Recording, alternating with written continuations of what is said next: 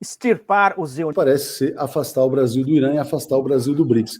Mas aí, Pepe, eu queria te perguntar, sim, olhando esse contexto assim, quer dizer, como é que você vê, por exemplo, uma conexão entre o que acontece na Palestina, que você disse não tem nenhuma relação com o 7 de outubro, era um plano anterior, inclusive sim. Anunciado pelo Netanyahu na ONU, né, da grande Israel, a Israel sem Palestina. Foi exatamente. Esse pode ter sido Aviso, a faísca para o plano de Hamas ser agora, o timing ser agora.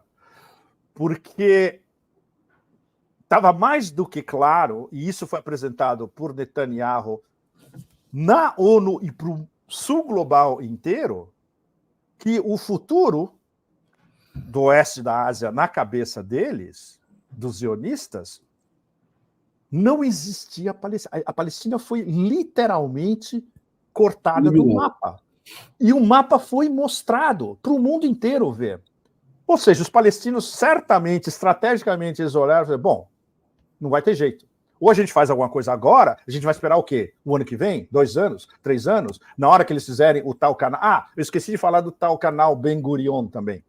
Isso foi discutido, isso foi certamente óbvio. Não está no readout da Casa Branca, mas foi discutido no dia 20 de setembro, Biden na Casa Branca. O canal Ben Gurion é um canal que os israelenses querem construir para escapar do canal de Suez.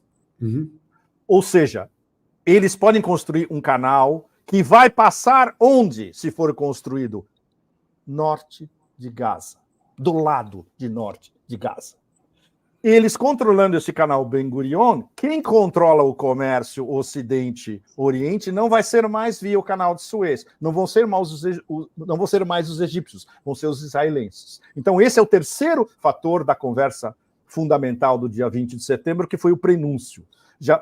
E o principal, na verdade, que foi o fecho da conversa, depois que Bibi apresentou essas 3 vertentes para os controladores do Biden Combo, ele teve a promessa direta, e aí eu boto no mesmo saco Sullivan, como assessor de segurança nacional, que ele tem precedência, e, evidentemente, os caras do Departamento de Estado, porque isso liga diretamente com algo que a gente soube entre ontem e hoje.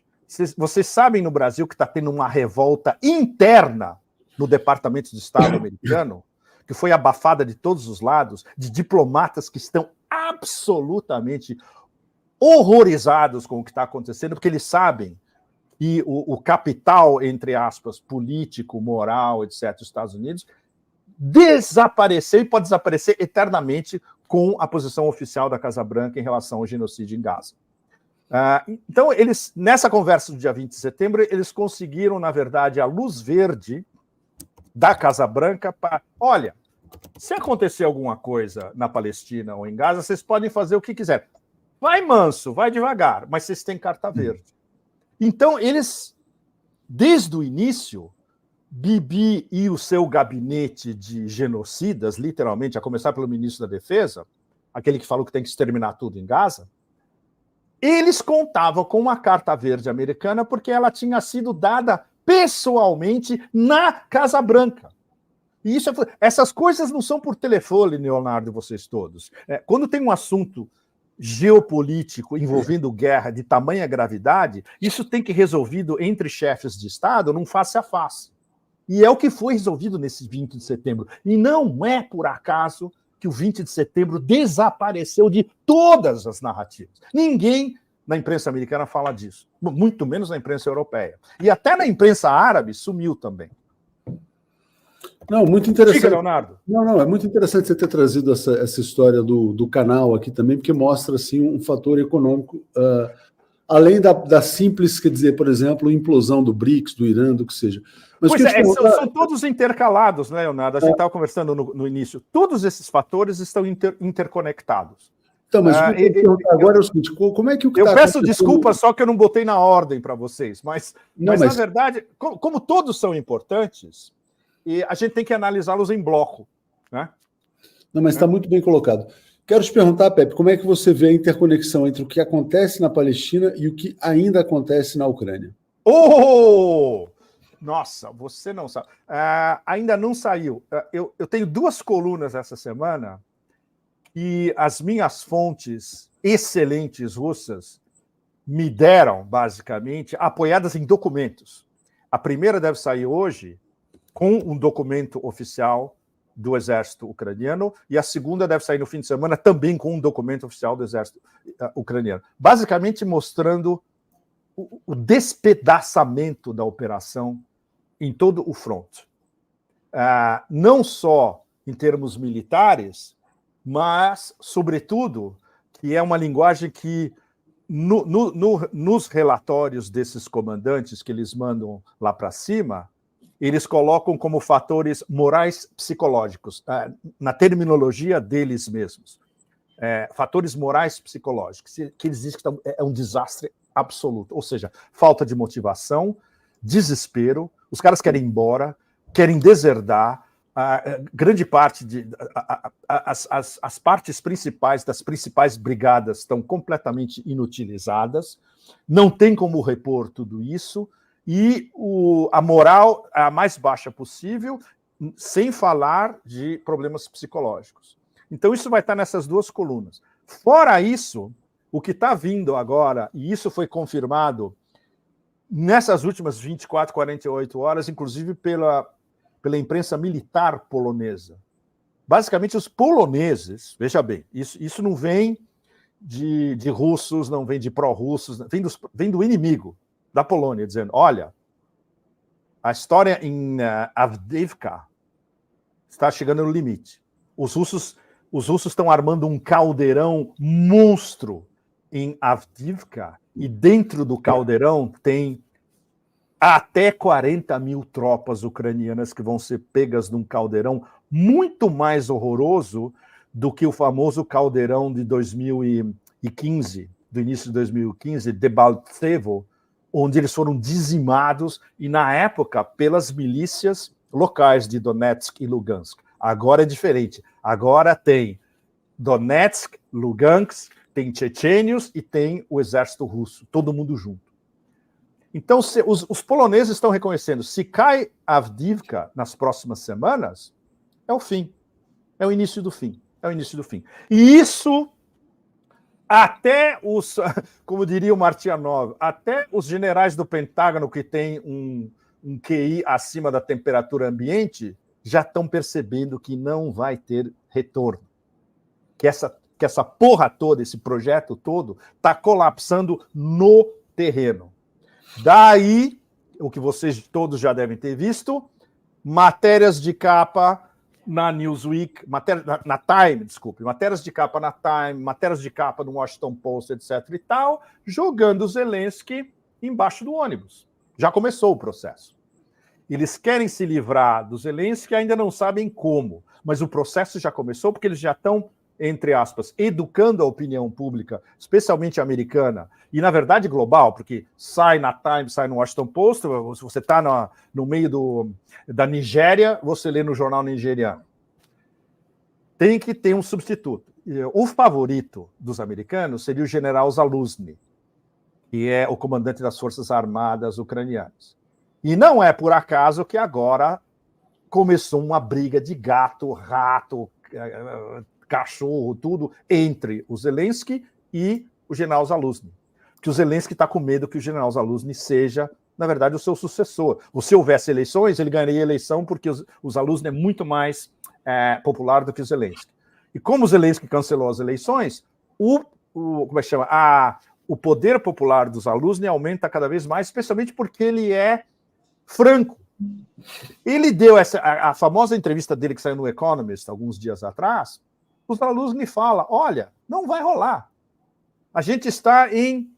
A expressão dele, a expressão é sensacional, porque ele usou um eufemismo, dizendo, nós estamos agora defendendo o nosso posicionamento, entre aspas. Ou seja, a gente basicamente está preocupado em não perder mais terreno do que a gente já está perdendo. Que é isso que ele quis dizer, no fundo. Então, quando você junta tudo isso, e os russos, claro, os russos continuam... É absolutamente extraordinário o calculismo e a disciplina de todo o environment russo, do Kremlin ao Ministério da Defesa. Eles estão numa economia que a gente pode dizer de semi-guerra. Todo o aparato militar russo está em economia de guerra. Ou seja, é quase Stalin nos anos 40. Produção total, produzindo artilharia em quantidades absolutamente astronômicas, acelerando novas armas que estavam sendo pesquisadas e já estão testadas. As novas armas que foram testadas já estão sendo diretamente enviadas para o front. E, ao mesmo tempo, a economia civil está mais ou menos em paralelo com a economia de guerra. Está a todo vapor. A economia russa vai crescer esse ano pelo menos 2,5%, 2,7%. Até alguns meses atrás, as previsões é de que ia estar estacionado, no máximo ia crescer 1%, etc. e tal. Ou seja, estão bombando, literalmente. Bom, isso é uma coisa. Eu volto para Moscou daqui a 2 semanas e meia. Eu vou estar lá e eu vou estar conversando isso com eles lá, inclusive com o pessoal do Glaziev, moeda dos BRICS, etc. e tal. Mas como é que chama? A reorganização da Rússia e a disciplina da Rússia em perceber que o momento é agora, a gente está com o momento a nosso favor, os caras estão colapsando no front, a gente pode, daqui a alguns meses, ainda que não seja uma ofensiva, mas pelo menos recuperar o que a gente perdeu antes e expandir ainda mais. Não estou dizendo para vocês que vai ter uma ofensiva para conquistar Odessa. Não, isso é impossível, porque para isso eles precisariam de 1 milhão de tropas. Não, os russos têm, no momento, extras 300 mil. Não é suficiente. É suficiente para o front, para os 1.000 quilômetros de front onde eles estão envolvidos, né? E contando com esse colapso progressivo das forças ucranianas em todas as instâncias do front. Então, os russos estão calmos. E, ao mesmo tempo, e isso é o tema da última coluna que eu acho que vocês já traduziram, Leonardo. Eu mandei para você no começo da semana. Eu vou abrir ela aqui. Que é qual é, afinal, a posição oficial do Kremlin em relação a Israel-Palestina. Esse é o tema X, não só na Rússia, mas na Eurásia inteira. A Rússia... Legal, exatamente, é a tradução literal do meu título, exatamente. Pode-se dizer em português a Rússia pivota? Pode, né? Eu fiquei na dúvida também, mas a Patrícia traduziu dessa maneira e eu... Eu confio na Patrícia totalmente. Se ela diz que pode, então pode pivotar. Exato. Mas, olha, essa coluna é complicadíssima, porque eu usei... Teve um historiador americano que entendeu perfeitamente o que eu estava querendo fazer. Eu estava querendo apresentar um caso tipo Law and Order, um Law and Order na televisão. Como é que chama? Um Law and Order sabe a série Law and Order na televisão? Passa no Brasil, né? Se não me engano. Passa. Bom, pois é. Eu queria apresentar um caso Law and Order com 3 instâncias. É como se eu fosse o advogado de acusação e eu estava apresentando a prova A, B, C. Aí eu apresentei prova A, B, C, a prova A, Putin, a prova B, o Nebenzia, como é que chama? O representante permanente da Rússia na ONU, e a prova C, o Lavrov, quando ele encontrou com o ministro das Relações Exteriores do Kuwait. Basicamente, as 3 provas estão dizendo que a Rússia faz a ligação direta entre a guerra por procuração dos americanos contra a Rússia e contra a Europa também na Ucrânia, a guerra Israel contra a Palestina, incluindo o genocídio, e todas as guerras anteriores do Império, começando no nosso milênio com o Afeganistão, depois Afeganistão, Iraque, guerra por procuração na Síria, Líbia, as não declaradas no Iêmen, Somália, etc. e tal.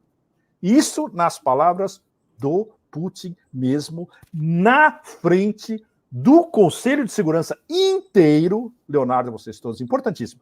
Isso foi a locução inicial do Putin falando com quem manda na Rússia. Todos os que mandam na Rússia. Estava o chefe do FSB, o Bortnikov, o chefe da inteligência externa, o Narishkin, SVR, o primeiro-ministro, Mishustin, todos os caras do Conselho de Segurança, Patrushev especialmente, Medvedev, etc., o líder da Duma, todo mundo na mesma mesa. E o Putin fala para todo mundo que governa a Rússia junto com ele, olha, essa é a nossa posição oficial sobre as guerras do Império, a guerra contra a gente e a guerra de Israel contra a Palestina. Ou seja, é a primeira vez em profundidade onde faz essa ligação. Ou seja, está mudando o negócio. A gente não sabe, especialmente nós estrangeiros, a gente não tem como avaliar quão profunda é esse switch, né?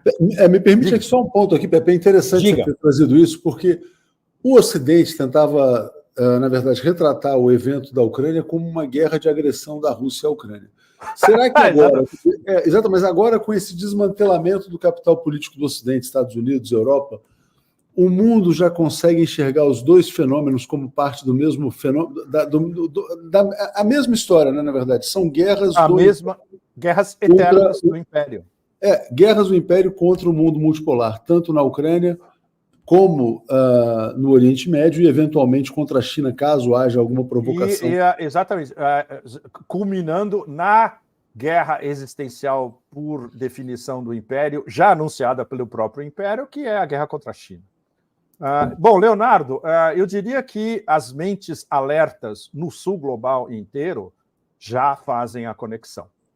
E várias mentes alertas aqui no norte global também. Bom, aqui onde eu estou, impossível. Na França, esqueça. Mas alguns na Alemanha, alguns na Itália, alguns na Europa do Leste, muitos na Ásia Central, muitos no sudeste da Ásia, onde eu estava até a semana passada.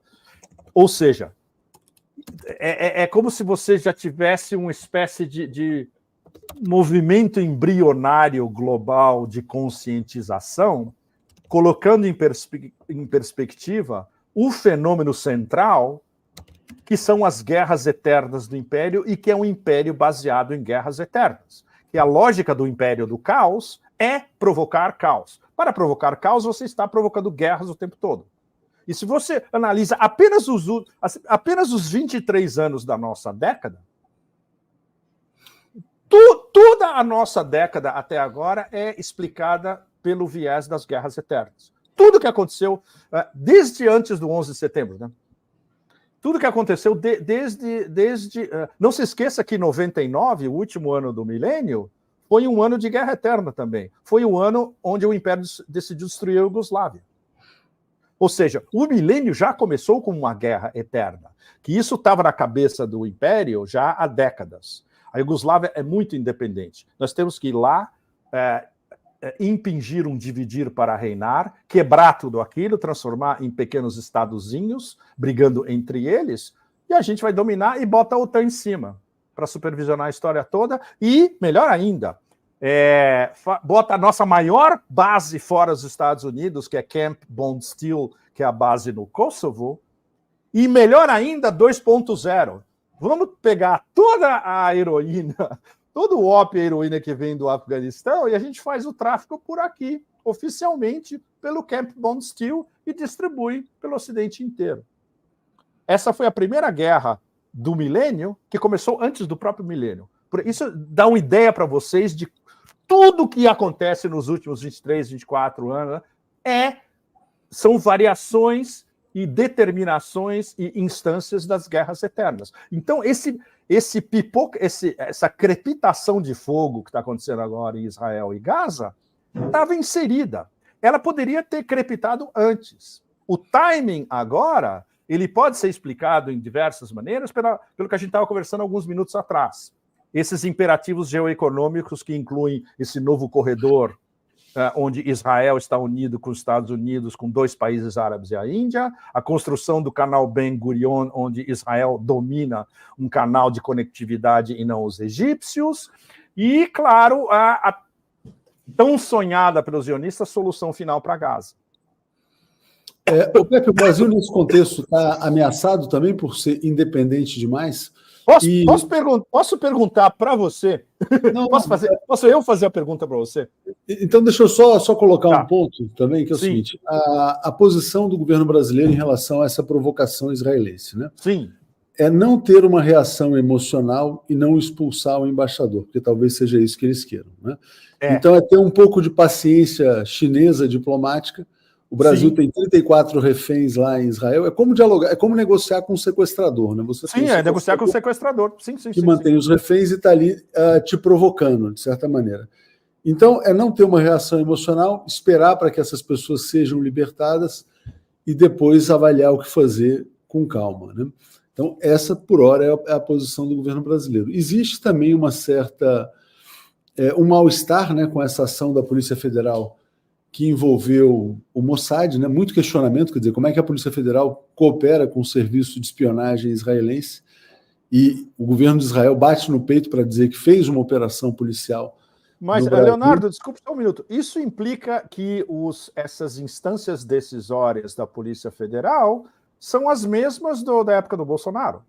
Ou são as mesmas ou tem bandas, né? Você tem uma banda mais infiltrada, menos infiltrada, e você tem bola nas costas, eventualmente. Bola né? Você tem essa situação. Então, nesse contexto, quer dizer, eu queria te perguntar se você considera que o Brasil deve adotar uma reação cautelosa, prudente ou mais emocional e já chutar o pau da barraca? Não, prudente estrategicamente e taticamente é a decisão sábia. Veja bem, o Brasil não tem a amplitude de manobra que os soberanos Rússia e China têm. O Brasil está na lupa do império o tempo todo.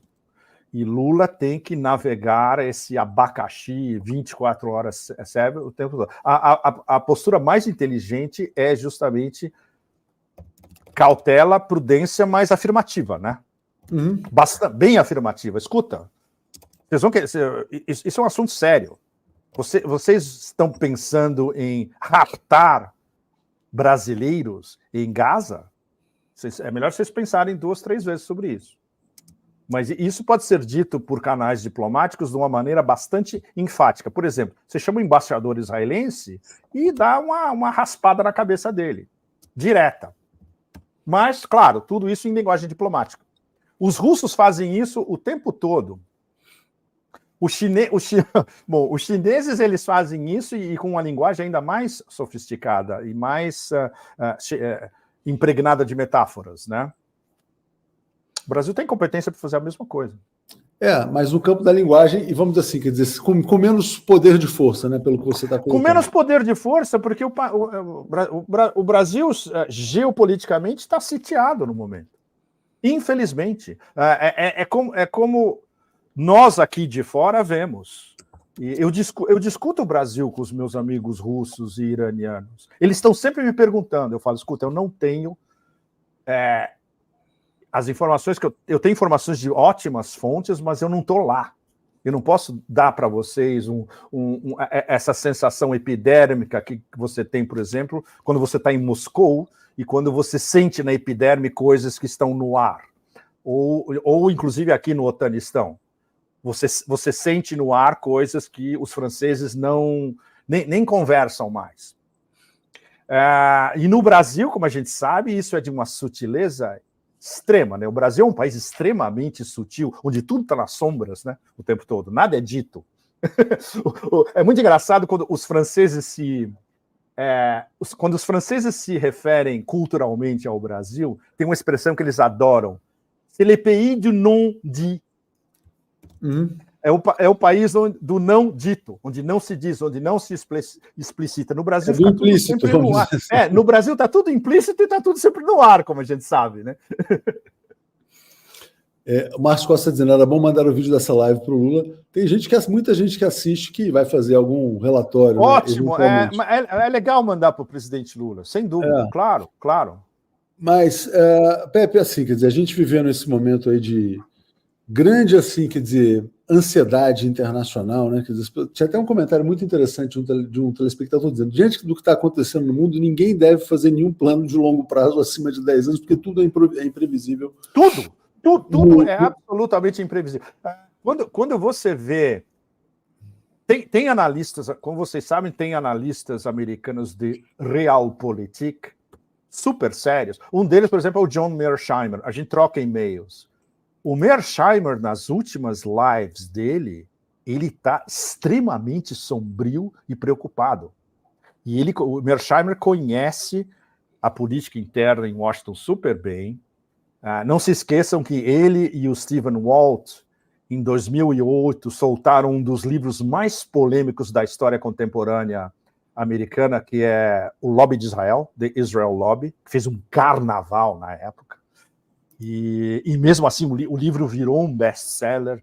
E judeus extremamente bem posicionados na Califórnia, em Illinois, em New York, New Jersey, Flórida, etc., concordam totalmente com o Walt Mearsheimer. Ou seja,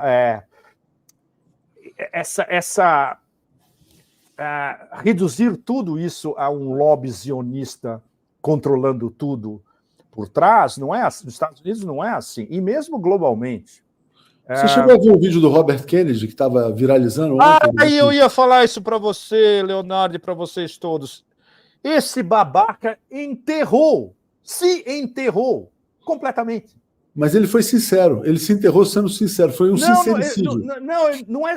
Ele não foi sincero, Leonardo. Ele não poderia não ter falado isso, porque isso ganha voto nos Estados Unidos, infelizmente.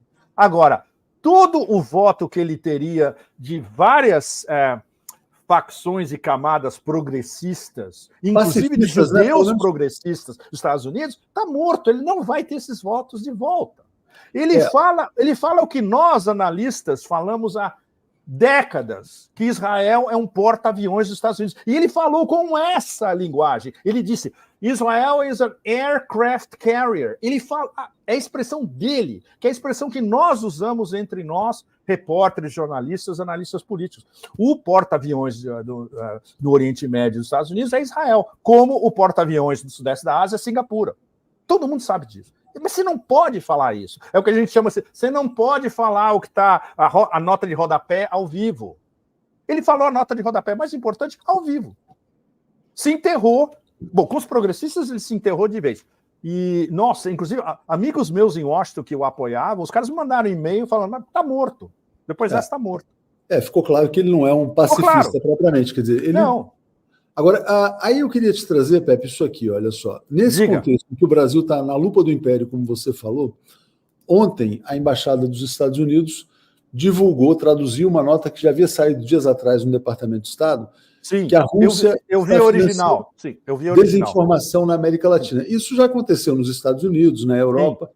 Quando isso acontece, quer dizer, quando eles soltam esse comunicado, qual que é a importância disso para o Brasil e para a América Latina? O que eles estão querendo transmitir com isso e qual que é a consequência para a mídia, enfim? O recado deles, nós estamos de olho em vocês. Nós estamos de olho em vocês. Vocês deixam a RT, a Sputnik, etc., ser acessada livremente no Brasil? Não. Vocês vão ter que fazer igual a União Europeia, vocês vão ter que proibir. Senão vai ter consequências. É linguagem de máfia, Leonardo. É como se você estivesse vendo um episódio dos Sopranos o tempo todo. Esses caras só pensam em termos de Sopranos. Legal esse programinha russo que você tem aí. Vai terminar acontecendo alguma coisa com ele, senão você vai ter que pagar um precinho. É isso. É a linguagem de intimidador mafioso. E é tão precário, é tão provinciano, é tão cru, é tão infantil, porque eles só sabem fazer isso, ameaçar. E não é por acaso que vem da Embaixada dos Estados Unidos. O que é isso? O Departamento de Estado. Ou seja, quem manda nessa constelação? Blinken e Nuland. É como se você estivesse lendo um press release do Blinken e Nuland, em português, via a Embaixada dos Estados Unidos no Brasil. Ou seja, a chapa esquentou, né? Na verdade. O jogo ficou mais pesado aqui na América Latina. A gente estava meio distante, esquecido, agora a gente pode perceber.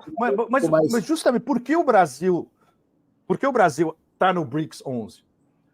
Porque eles sabem que agora o Brasil vai estar mais próximo do oeste da Ásia, dos que mandam. Arábia Saudita, Emirados Árabes, Irã, Egito, né? E sem falar de Rússia e China. E o ano que vem, a Rússia é que dita a agenda dos BRICS 11 e vai ter um monte de iniciativas para acelerar cada vez mais tudo, especialmente, uma das conversas que eu vou ter daqui a 3 semanas justamente, é o mecanismo de pagamento em moedas nacionais entre os BRICS 11. Aí não são só os 5. Vai entrar todo mundo. Vai entrar, por exemplo, uma relação comercial entre Irã e Arábia Saudita. Eles vamos pagar nas moedas locais. Ou seja, do ponto de vista do sistema financeiro controlado pelos Estados Unidos, mas é o anátema absoluto que está acontecendo. E o Brasil está no meio. O que é isso? Milei insulta Lula? É isso? Foi uma entrevista de ontem, Pepe, que eu queria também te passar, que é o seguinte, foi bem interessante, porque ele está na reta final da eleição, é favorito, está à frente do Sérgio Massa, e disse que...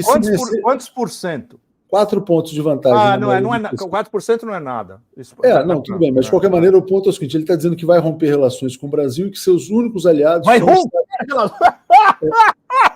Seus aliados são Estados Unidos e Israel, o que ele chama de mundo livre, né? Isso seria o mundo livre e o resto seria o mundo, vamos dizer assim, autoritário, etc. e tal. Mas os caras conseguiram uma cereja no bolo, esse cara, para ele. Conseguiram uma cereja no bolo e a Argentina está no BRICS 11 também, né? Na verdade. Então, o que o BRICS 11 vai fazer? Expulsar a Argentina? Não vão, porque os russos e os chineses são muito sofisticados. Eles vão isolar. Fariam, né? Como fariam?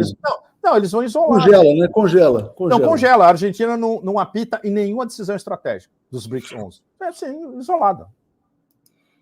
E caso eles tomem a decisão voluntária de sair, tá bom, você sai, mas um dia pode voltar. Mas, Leonardo, isso não pode ser sério. Romper relações com o Brasil, isso não é, isso nem se qualifica como sabe, uma briga no intervalo na escola. Mas isso mostra, exatamente, isso mostra que as coisas estão se aproximando, vamos dizer assim. Essa tensão internacional está chegando na América Latina, né? Mas a tensão internacional é global. Não, é absolutamente global. Por exemplo, no Sudeste, o legal da minha vida é que eu fico entre continentes. E para nós é fundamental ver o que está sendo pensado nos diferentes continentes. Pois é, 10 dias atrás eu estava na Tailândia, eu estava entre o que está acontecendo no Sudeste da Ásia e a China. Eles olham para o Oriente Médio como se fosse a Via Láctea para eles. Para eles é Plutão. É um negócio tão remoto, visto do lado de lá. Entende? Mas eles entendem perfeitamente que as rebarbas vão terminar caindo na região deles também. Mas o que eles estão preocupados no Sudeste da Ásia e na China? Crescer, desenvolvimento, inteligência artificial, corredores de conectividade, tem high-speed rail no Laos, tem high-speed rail na Indonésia agora, logo vai ter high-speed rail na Tailândia. Você vê o mundo pós-moderno, pós-moderno crescendo na sua frente. A preocupação é completamente outra. E eles olham para o Ocidente como um bando de bárbaros se engalfinhando. Essa é a visão que você tem de Hong Kong, de Bangkok, de Xangai, por exemplo. É outro planeta. Mas, ao mesmo tempo, eles sabem que eles estão, por exemplo, eles estão na mira dos americanos. Quando eu moro em Bangkok, para vocês terem uma ideia, literalmente atrás da embaixada americana. Eu abro a minha janela agora, eu vejo o fundo da embaixada americana e do outro lado da rua principal é a residência do embaixador. Ou seja, eu estou do lado dos caras o tempo todo. Aí você encontra diplomatas, você encontra nego da USAID que passa, você encontra Marines que estão estacionados no Sudeste da Ásia, etc. E tal. Surgem conversas, etc. E tal. Os caras estão lá, e os caras estão em cima dos tailandeses, dos laosianos, dos cambodianos, etc. Porque eles sabem que a China controla aquele pedaço todo, é o maior parceiro comercial de todos eles, e nada do que eles fizerem vai conseguir tirar essa relação simbiótica de toda a Ásia, do leste da Ásia, sudeste da Ásia, com os chineses.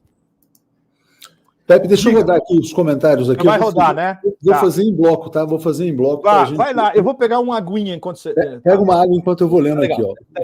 Frederico Estevão, se o Milei ganhar, vou lá comprar a Patagônia por R$129 daqui a 2 anos, já pensou? Mari Carmen está dizendo, países organizados divididos sem armas nucleares, não tem como ser soberano, não há certeza real de nada, o jogo é pesado. De fato, né, a soberania no Brasil hoje pode ser uma grande ilusão, né? Terezinha perguntou onde achar as crônicas do Pepe traduzidas no 247, tem uma coluna dele, é só botar Brasil 247 Pepe Escobar, vão aparecer todos os artigos. Márcio Costa, era bom mandar o vídeo da live para o Lula. Miguel Silva, a Iugoslávia voltará, fique tranquilo. Pepe, Conceição Maria apoiando. Luciana Mota está dizendo, Pepe, então os palestinos serão de fato exterminados sob o olhar do mundo, não haverá nenhuma intervenção para ajudá-los? Ele falou sobre isso, exatamente sobre o inacreditável silêncio do Ocidente no começo. Márcio Gil está dizendo, ó, Pepe, viu um jornalista econômico espanhol falando que a von der Leyen, né, foi oferecer ao Zelensky o prêmio de consolação, ou seja, a entrada na União Europeia. A conta ficou praticamente cheia para a Europa, o orçamento agrícola da União Europeia queria se dividir. Tá? Acho que é isso aqui. Ricardo Tristão, Pepe, do seu ponto de vista, existe relação entre genocídio na Palestina, operação especial na Ucrânia e eventos na África Ocidental? Deixa eu ver se o Pepe está aqui enquanto eu leio. Voltei. Então vou parar nessa aqui. Sim. Aqui, ó. Se no seu ponto de vista, você já falou, né, sobre a relação entre genocídio na Palestina, operação na Ucrânia, mas ele coloca também sobre os eventos na África Ocidental, né? Esses movimentos de libertação dos países africanos. Isso também está relacionado? Tudo está relacionado porque o pessoal no Mali, Burkina Faso, etc. e tal, eles estavam olhando para a Rússia. Tem, por exemplo, tem uma delegação de Burkina Faso que teve em Moscou agora há pouco, fecharam um monte de acordos, etc. Mas agora eles têm que olhar também para as rebarbas do que vai acontecer daqui para frente no oeste da Ásia, que isso pode infiltrar no nordeste da África, diretamente ligado, Egito e Líbia, e tem umas ramificações interessantíssimas, por exemplo, na Líbia. Os russos provavelmente vão montar uma base naval na Líbia, Leonardo. Os americanos já estão gritando, esperneando, histéricos, né? Nem aconteceu ainda. Mas, claro, do ponto de vista dos russos, faz todo sentido. Não se esqueça que a Líbia é próximo do Egito, o Egito está no BRICS 11. Faz mais do que sentido os russos terem uma presença também ali e não muito longe do leste do Mediterrâneo, onde eles já estão em Tartus, na Síria.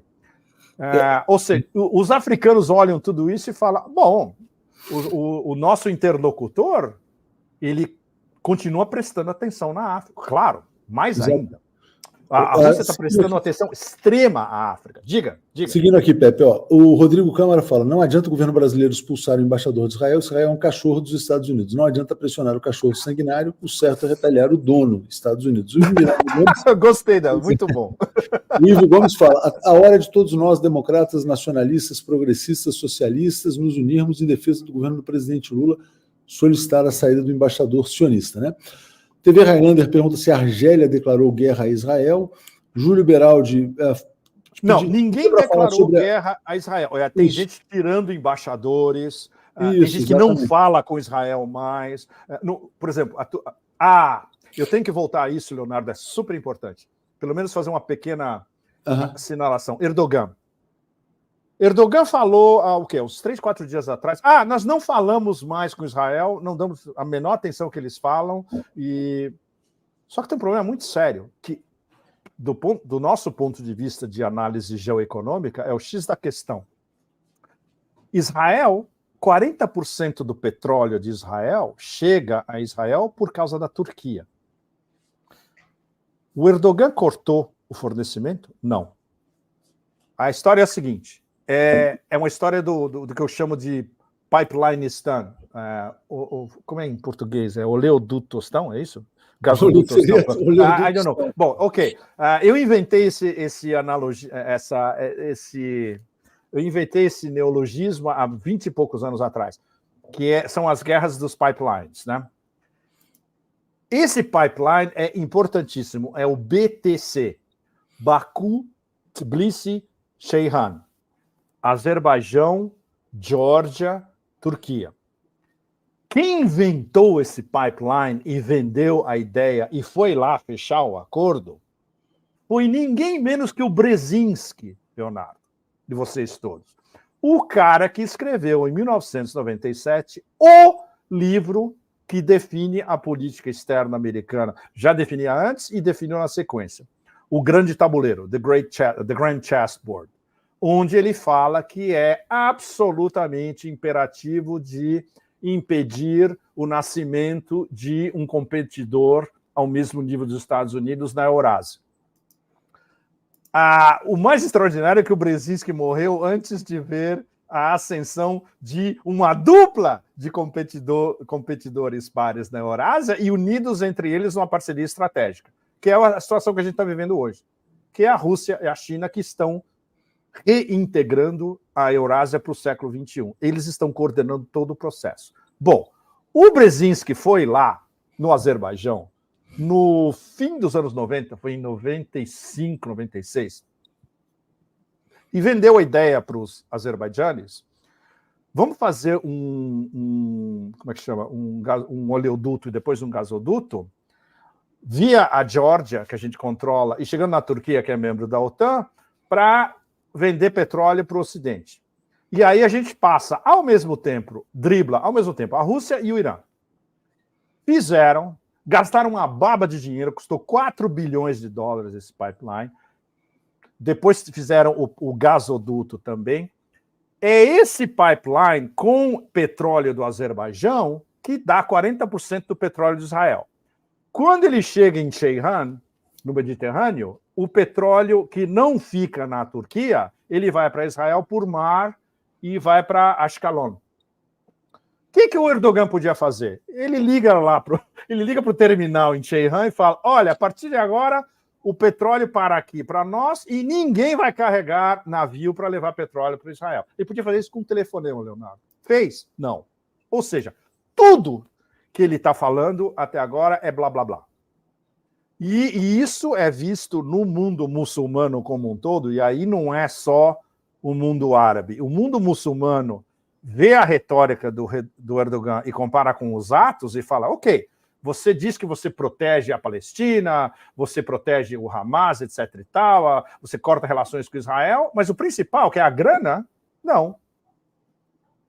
Ou seja, esse é um problema não só do Erdogan como o novo líder pós-otomano que sonha em ser um novo líder do mundo muçulmano como um todo, e dos árabes, que é a mesma coisa. Vocês sabiam, por exemplo, que os Emirados Árabes Unidos mandaram um pacote militar para Israel alguns dias atrás?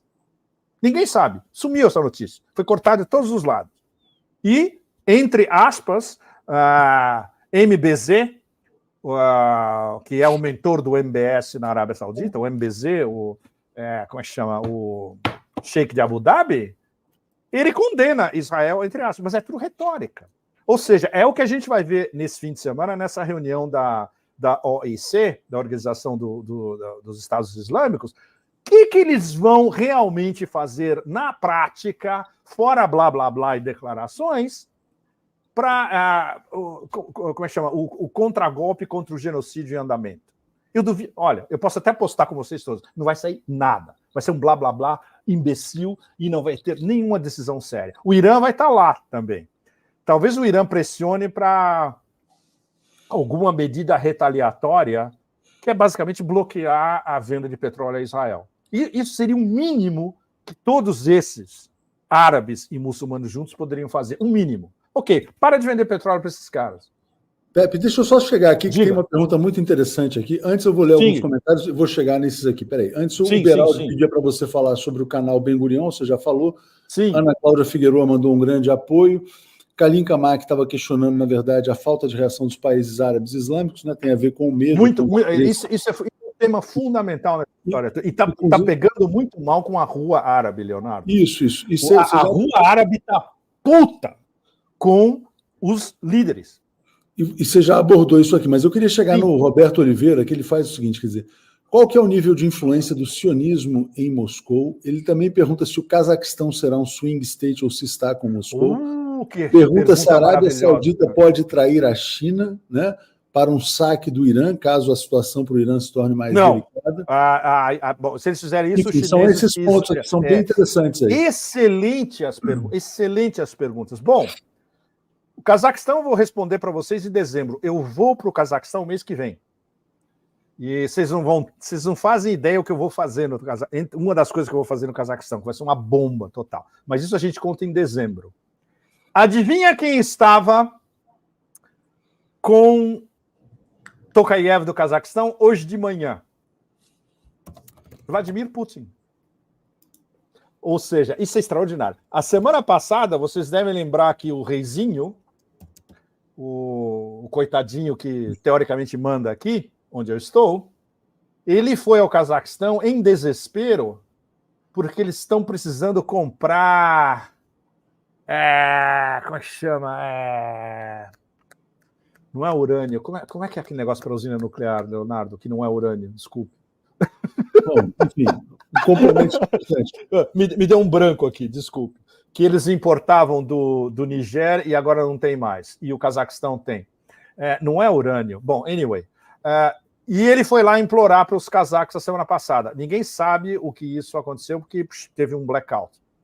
Uma semana depois, Vladimir Putin chega hoje de manhã. O Tokayev foi no aeroporto em Astana pegar o Putin, conversaram, tiveram ótimas discussões. Aí veio um comunicado dizendo: as relações bilaterais estão progredindo de uma maneira extremamente confortável, etc. E tal.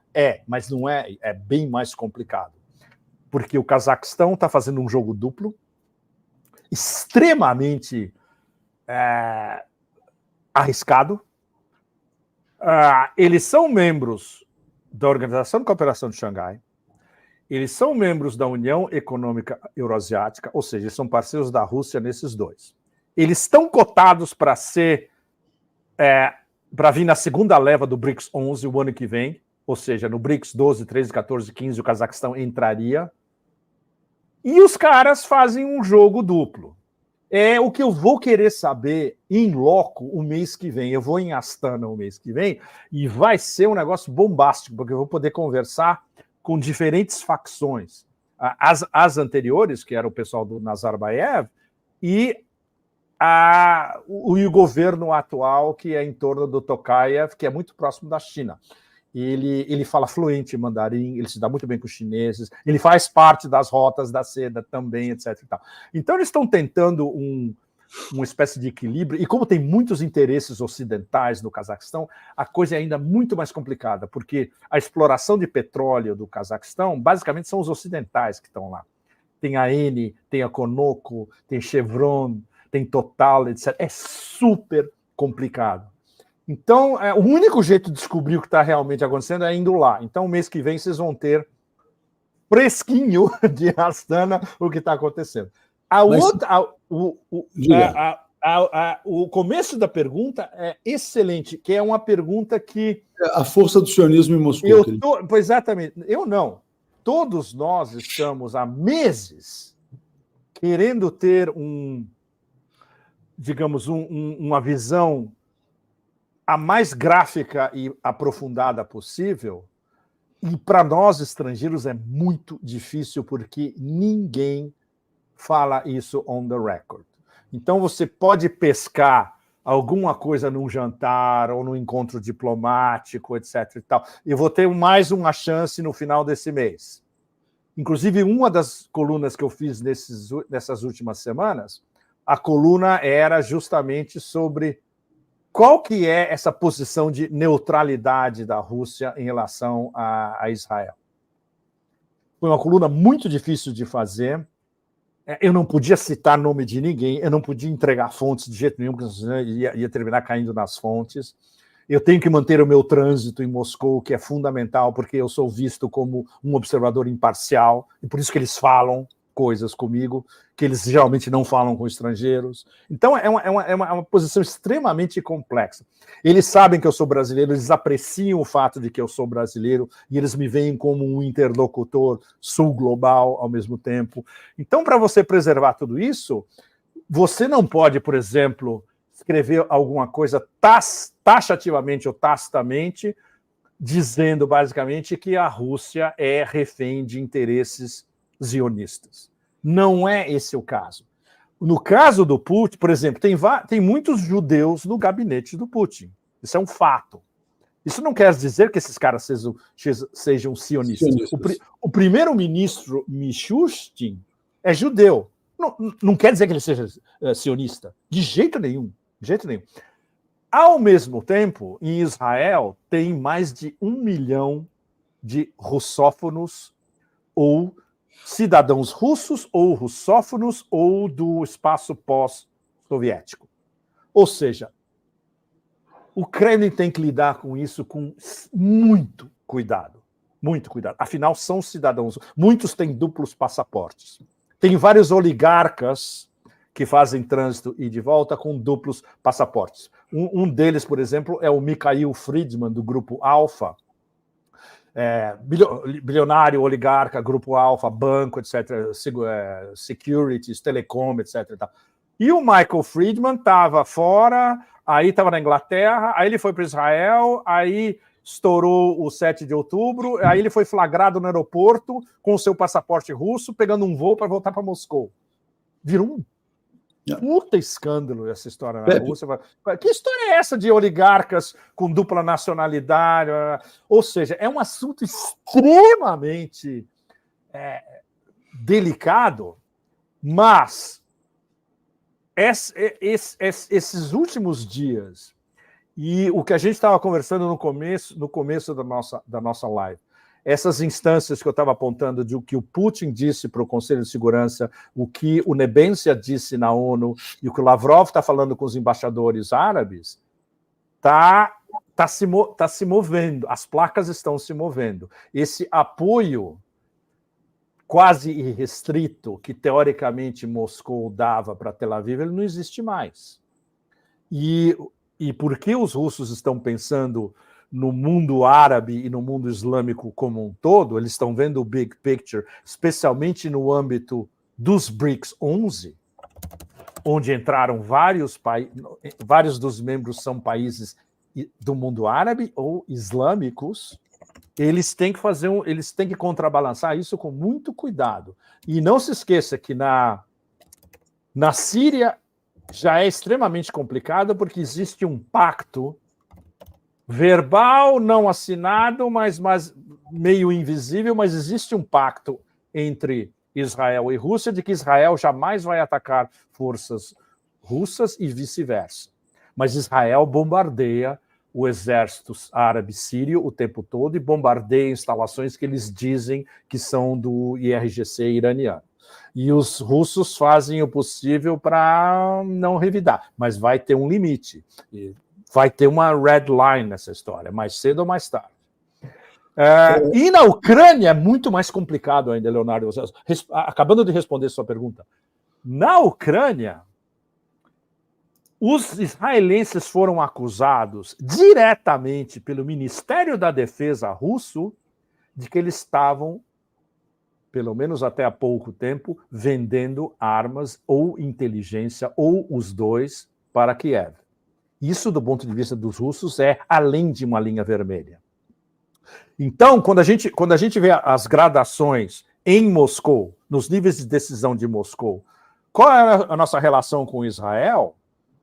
A gente vê desde o Putin, que é um equilibrista legalista, digamos, uma força moderadora, mas se você vai conversar com os caras das agências de inteligência ou o Ministério da Defesa, eles falam, não, esses caras estão atuando como inimigos da Rússia. Você imaginem vocês todos a dificuldade geopolítica, prática, intelectual, cognitiva do Putin de ter que lidar com esse equilíbrio. É extremamente difícil. Daí a dificuldade para nós que estamos de fora tentar escrever sobre isso e tentar explicar isso para um público global. É muito complicado. Eu tentei do meu lado, outros analistas tentam do lado dele, mas é uma conversa complicada. A última conversa que eu tive com um cara de inteligência em Moscou, a gente estava no... Eu não posso dizer onde foi. Não foi numa agência de inteligência, foi num local neutro. Ele estava dizendo, olha, o que eles falam para você já é além do limite até. esse assunto não é discutido aqui, esse é um assunto praticamente tabu. Porque entre eles existe uma enorme divergência de como lidar com Israel. E agora, essa conversa foi antes do 7 de outubro, para vocês terem uma ideia. 7 de outubro, né? 7 de outubro. Eu saí de Moscou, pra vocês terem uma ideia, eu saí de Moscou no começo de outubro, alguns dias, eu saí de Moscou 2 ou 3 dias antes do 7 de outubro. E eu tive essa conversa um pouco antes. Imagina agora, muito mais complicado, né? Mas essas últimas... essa conversa do Putin com o topo do governo, onde ele fez a ligação direta de Israel-Palestina com as guerras do Império, isso é um game changer. Mudou. A gente não sabe até tão fundo mudou, mas mudou.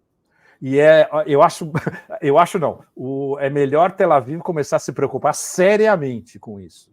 Porque se eles perdem um apoio explícito russo, uau, não sobra nada para eles. Não. Bom, eu queria agradecer, Pepe. Teve muita gente que mandou comentários aqui que eu não consegui ler a tempo, né? Juliz, Roberta, Pedro, mas enfim, a gente vou encaminhar para o Pepe.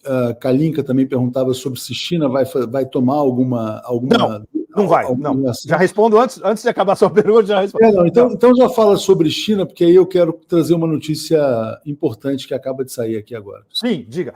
Não. Bom, a China está numa posição extremamente desconfortável. Porque o oeste da Ásia é um dos corredores principais dos BRICS. Pegando fogo, vai ser muito difícil começar a falar em corredor de conectividade e em comércio tão cedo, enquanto tudo estiver pegando fogo. Especialmente se esse negócio virar fora de controle e terminar virando uma guerra regional, que é o pior cenário para todo mundo, mas que ainda é um cenário plausível, considerando a demência dos sionistas, né?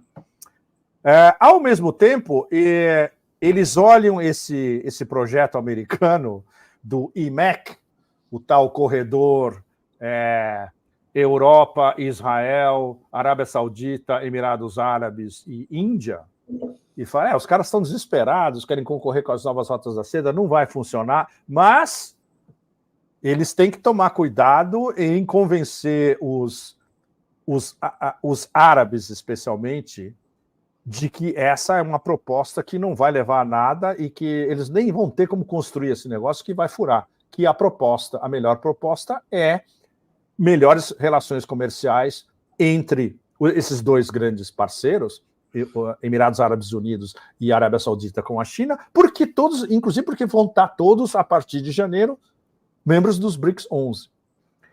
E, ao mesmo tempo, eles não podem completamente... Eles já definiram a la chinesa, com aquela sofisticação... para usar uma contradição em termos, com aquela sofisticação quase acérbica deles, de que é um genocídio, de que é insustentável. Né? Já passaram o recado diplomaticamente. Ao mesmo tempo, tem uma relação comercial de troca de material de inteligência, etc., Israel-China, que é substancial. Eles não jogaram isso embaixo do tapete. Entende? Eles veem Israel como um parceiro comercial. E eles veem o porto de Haifa como importante para um porto de navegação de corredor econômico chinês também. Então, tudo isso é de uma complexidade tão brutal, e isso explica porque tanto Rússia quanto China, claro, é impossível você não condenar um genocídio em andamento, mas para por aí. Não há medidas de retorção vindo da China e vindo da Rússia no momento. Se o negócio degringolar completamente, aí nenhum de nós sabe o que isso pode render depois. Né? Exatamente. Só botando aqui, Pepe, a última notícia, olha, a Gleisi Hoffmann, presidente do PT, acabou de colocar que o encontro entre o embaixador israelense e o Jair Bolsonaro foi repugnante. Também diz assim, o Brasil não admite que questionem nossa soberania, né? Esta é a lição que o embaixador de Israel não entendeu. O tempo da subserviência acabou junto com o mandato de Jair Bolsonaro. Mas aí eu caso essa colocação soberanista dela com a pergunta da Maura para a gente encerrar. O Brasil corre risco de um golpe por Estados Unidos e Israel?